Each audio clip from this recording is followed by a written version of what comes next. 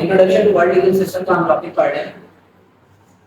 Development of common law traditions in the British legal system in the subcontinent. इसमें हमने पहले पढ़ा था प्री कॉलोनियल पीरियड. अब नेक्स्ट है इसमें जो है post colonial period. Post colonial period रहता है. इसमें हमने पहले पढ़ा था प्री कॉलोनियल पीरियड और नेक्स्ट हम इसमें पढ़ने जा रहे हैं post colonial period. Post colonial period की फर्स्ट हेडिंग लिखिएगा जो हम पढ़ चुके हैं. The government of India in 1935 Mortgage Making Exam case, Yusuf Patel versus the Crown, the Constitution of 1956 और the Dosu case. Next हम जो लास्ट हमने यहाँ पे खत्म किया था वो था the Constitution of 1962. यहाँ से हम इसे आगे पढ़ेंगे. पढ़े आंसर पोस्ट कॉलोनियल पीरियड का पढ़े. Page number 144. जैसे हम पहले पढ़ चुके हैं कि 1958 के अंदर अयूब खान ने कॉन्स्टिट्यूशन को क्या कर दिया था? सस्पेंड कर दिया था. ठीक है क्या? जब 1956 में इक़्तिदार पे आया तो 1958 में आकर उन्होंने कॉन्स्टिट्यूशन को क्या कर दिया था? एब्रोगेट. एब्रोगेट का मतलब होता है मंसूख करना, नष्ट करना. क्लियर?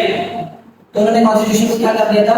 मंसूख कर दिया था. अब जो 1962 में यहाँ पढ़ने जा रहे हैं वो अपनी जो गवर्नमेंट का सेटअप था उस रजीम को क्या करना चाह रहे थे?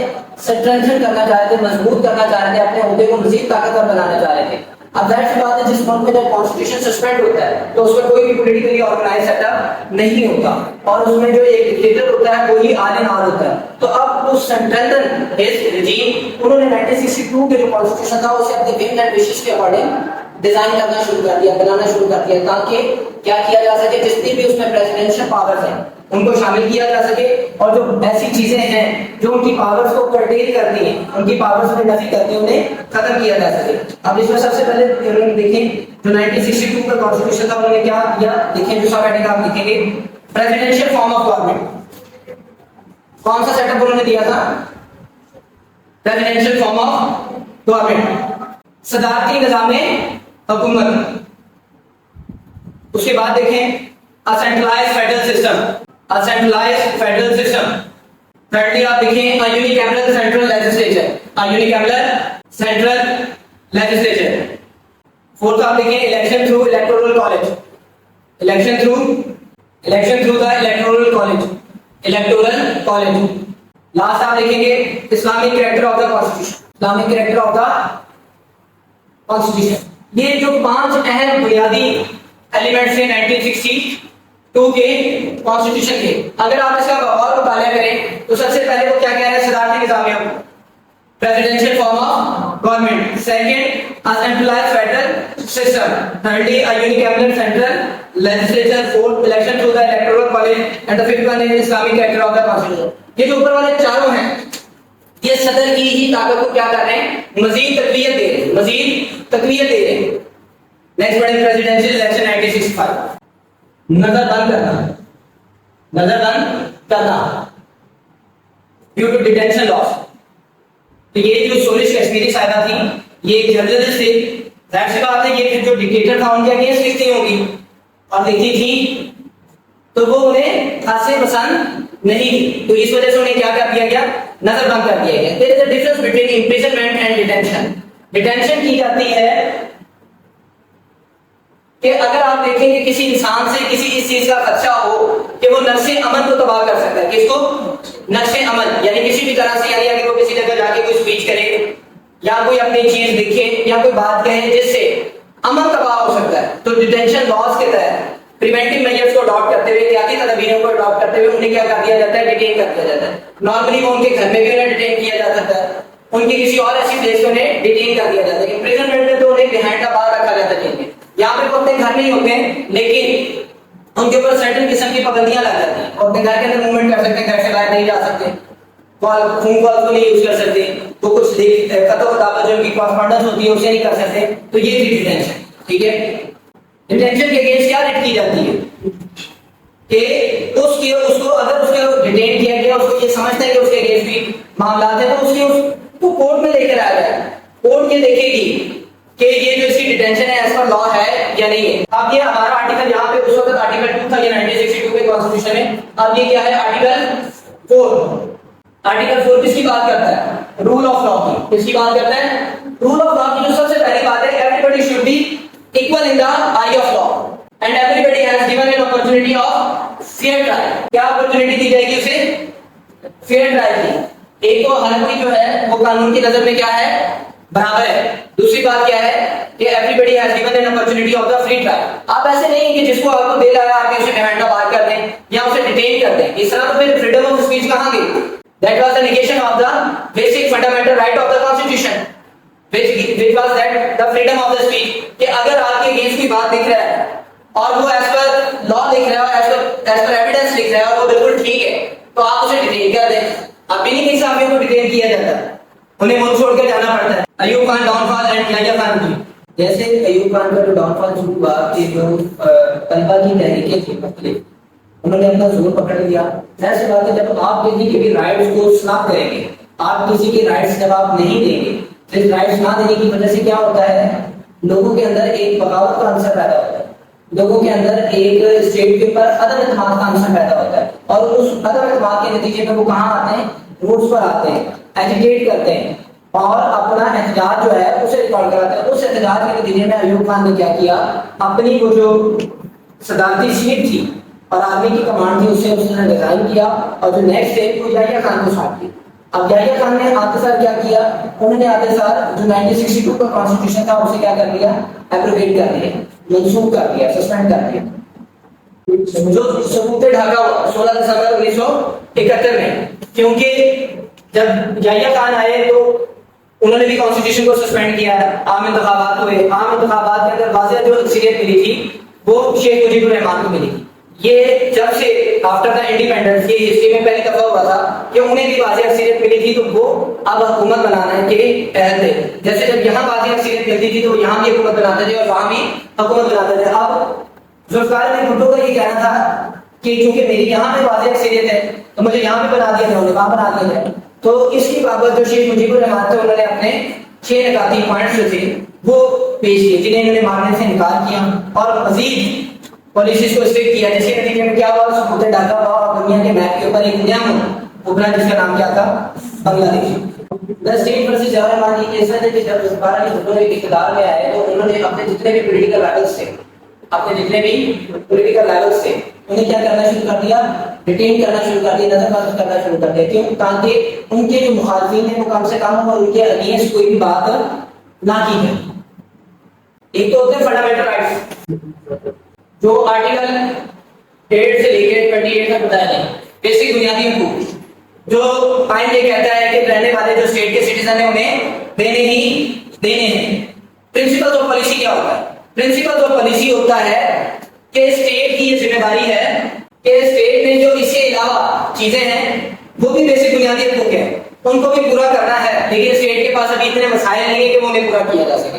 लेकिन स्टेट का ये जिम्मेदारी और स्टेट इनके लिए कोशा है, इनके लिए तवज्जो कर रही है कि इन चीजों को भी अपनी जो सिटीजन है उन्हें प्रोवाइड की जाएंगी। प्रिंसिपल ऑफ पॉलिसी इनके पर भी काम करेंगे। उसके बाद जो 1973 की कॉन्स्टिट्यूशन का थर्ड सेलिएंट फीचर है पार्लियामेंट्री फॉर्म ऑफ गवर्नमेंट। हमने 62 में क्या पढ़ा था, अब यहाँ पे parliamentary form of government. Next judiciary यानी इंडिपेंडेंस ऑफ जुडिशरी के बारे में बात की जा रही है। फिर इस्लामिक प्रोविजन, इस जो इस्लाम से रिलेटेड इस्लाहात थी वो में शामिल की गई। कॉन्सेप्ट ऑफ इस्लामिक आइडियोलॉजी का ज्ञान किया गया। इमरजेंसी प्रोविजन आर्टिकल डील करता है 232 से ऑनवर्ड 232 233 के प्रोक्लेमेशन ऑफ द इमरजेंसी। अगर मुल्क में वॉर की सूरत आ रहा है, मुल्क में ड्राउट है, गैस आ रही है, कोई भी इमरजेंसी सिचुएशन है पेंडेमिक के जैसे, तो उस वजह से जो स्टेट है वो क्या डिक्लेयर कर सकती है, इमरजेंसी डिक्लेयर कर सकती है। और जब इमरजेंसी डिक्लेयर होती है तो बेसिक फंडामेंटल राइट्स क्या हो जाते हैं, सस्पेंड हो जाते हैं कुछ टाइम के लिए। ठीक है, प्रिंसिपल्स ऑफ पॉलिसी का पता चला। जैसे ये क्लास है इकट्ठे लगे हुए हैं, फंडामेंटल अब इसी भी होना चाहिए कॉलेज के लिए काम करेगा प्रिंसिपल्स ऑफ पॉलिसी, और बेस्ट से बेस्ट करने की कोशिश की जाए, और बेस्ट से बेस्ट करने की कोशिश की जाए। यानी बेसिक फंडामेंटल राइट्स के बाद स्टेट ये कहती है और क्या ये बेस्ट से बेस्ट इन्हें प्रोवाइड की जाए। Nationalisation, land reform and fall of Bhutto. Bhutto के दौर में क्या हुआ था कि जितनी भी इंडस्ट्रीज थी उन्हें क्या कर दिया गया था, नेशनलाइज कर दिया गया था, यानी उन्हें कौमी धारे में लेकर आया गया था। उनसे अगर प्रॉपर्टी आपकी है, आपसे लेके उसे क्या कर दिया गया था, नेशनलाइज कर दिया गया था। Once again to form a government, but opposition parties alleged that the elections were mere sham and rigged. Soon, political party organized themselves and launched a campaign against Bhutto, and uncertainty was obtuse. In such scenario, Ziaullah imposed the martial law and sacked Bhutto. अब जब nationalisation का process हुआ, land reform हुई, उसके बाद भुट्टो को दोबारा मौका मिला अपनी रजीम को कायम करने का। अब भुट्टो ने जब अपनी दोबारा रजीम कायम की तो जितनी भी ऑपोजिशन पार्टीज थी उन्होंने ये एलिगेशन लगाया कि ये जो इलेक्शन है ये रिग है, ये इलेक्शन क्या है, लेकिन इसमें धांधली की गई, और उन्होंने उनके खिलाफ जमजा होकर एक एहतजाज शुरू किया, जिसके नतीजे में क्या हुआ, ज़ियाउल हक साहब ने मार्शल लॉ इम्पोज कर दिया। जाहिर सी बात है, जब मार्शल लॉ इम्पोज हुआ फिर दोबारा कॉन्स्टिट्यूशन को सस्पेंड कर दिया गया। नुसरत भुट्टो केस, ज़ियाउल हक साहब ने मार्शल लॉ इम्पोज किया। मार्शल लॉ इम्पोज करने के बाद उन्होंने डिटेन कर दिया जुल्फिकार अली भुट्टो को। उसके अगेंस्ट जुल्फिकार अली भुट्टो की जो मिसेस थी बेगम नुसरत भुट्टो, उन्होंने रिट फाइल की। मैंने रिट के आपको दो लॉज बताए हैं, एक है article 199 of the constitution of Pakistan 1973, जिसके तहत आप कहां रिट करते हैं, हाई कोर्ट में, और एक है आर्टिकल 184 जो सुप्रीम कोर्ट के जुरिसडिक्शन से रिलेटेड डील करता है, रिट जुरिसडिक्शन से रिलेटेड। आप ऐसे ही तो नहीं किसी को डिटेन कर सकते, क्योंकि उसका भी जो राइट है, फंडामेंटल राइट क्या है, राइट ऑफ लिबर्टी, जिंदा रहने का, right of freedom, right to live, right of association. तो आप जब किसी को डिटेन करते हैं तो उसके ये तमाम राइट्स क्या होते हैं, खत्म कर दिए जाते हैं। इसके लिए जब रिट की गई तो सुप्रीम कोर्ट ने के अंदर उन्होंने जो प्रेसिडेंट पेश किया, वो प्रेसिडेंट वो किस केस के ऊपर रिलाई कर रहे थे, जैसे हम अभी पीछे पढ़ कर आए हैं कि आसमा जलानी केस और अल्ताफ गौर का जो केस था उन्हें भी तो डिटेन किया गया था, और उनकी दफा किस केस के ऊपर रिलाई किया गया था, द स्टेट वर्सेस 200 केस के ऊपर, कि इनकी ये जो डिटेंशन हैं वो क्या हैं, इलीगल। लेकिन यहाँ पे जो गौरतलब बात है जो सुप्रीम कोर्ट ने की, उन्होंने कहा, ये जो आखिरी सेंटेंस लिखा हुआ है, The Chief Justice concluded the case that the extra constitutional step, ये जो एक गैर आईनी इकदाम किया गया है किसकी तरफ से, आर्मी चीफ की तरफ से, was justified by requirements of the state necessity। लफ्ज नोट करें, स्टेट रियासत की जरूरत। इसके तहत मैं आपको एक लिखवाता हूं, Kelsen theory of legal necessity. हम अपने नोटबुक्स के ऊपर लिखें Kelsen theory of legal necessity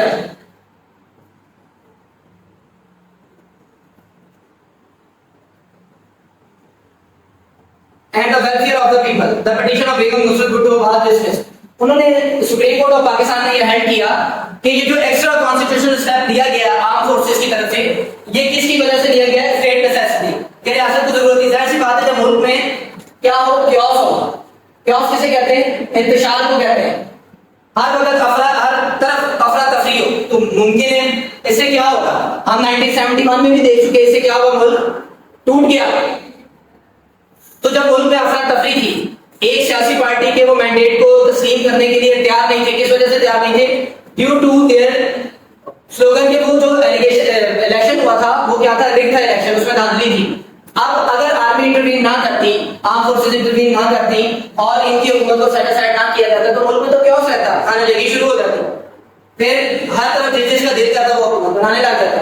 जिस तरह अगर वो किसी जगह इंटीरियर सिंध में थे तो वहां उनकी बात जानी थी, अगर किसी जगह कोई केपीके में था वहां उनकी बात जानी थी, जो पंजाब में थे उनकी। तो इस तरह तो वो जो पार्लियामेंट्री सिस्टम ऑफ गवर्नमेंट था और जो एक स्टेट है उसका प्रिंसिपल क्या हो जाना था, निगेट हो जाना था। तो इसीलिए Kelsen theory of legal necessity के नजरिया जरूरत के तहत उन्होंने क्या किया, आइन को सस्पेंड किया, और वो नजरिया जरूरत क्या था, वेलफेयर ऑफ द पीपल, क्या था, welfare of the people of the state. जो रियासत में रहने वाले लोग हैं उनकी वेलफेयर के लिए, उनकी फलाह बहबूद के लिए ये स्टेप लिया गया, और उन्होंने इसलिए उनकी जो डिटेंशन थी उसे कहा कि ठीक है, और वो जो रेट पिटीशन थी उसे क्या कर दिया, सस्पेंड कर दिया। अब Kelsen theory of legal necessity का कांसेप्ट है, आपको इस्लाम से भी मिलता है, इस्लाम में भी है, अल्लाह ताला का भी माफ करता है कि अगर कोई इंसान बहुत भूखा हो और उसके पास खाने के लिए कुछ ना हो, और ये मुमकिन है कि अगर वो कुछ ना खाए तो उसकी मौत वाकया हो सकती है, तो वो कोई इस तरह की चीज जिसे इस्लाम ने प्रोहिबिट किया हुआ है,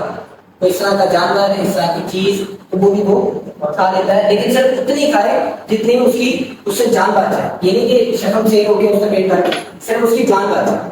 और कंसेप्ट यही होगा कि ये गलत है, ये मैं बता रहा हूँ ये गलत है, हराम है, लेकिन Kelsen theory of legal necessity कि अपनी जान की हिफाजत के लिए, ठीक है, उसने वो चीज को खा लिया। इसी तरह स्टेट की वेलफेयर के लिए, स्टेट नेसेसिटी के तौर पे आर्म फोर्सेस ने क्या किया, टेक ओवर कर दिया, जो इलेक्टेड गवर्नमेंट थी उसे घर भेज दिया और उनके लीडर्स ने डिटेन कर दिया। क्यों?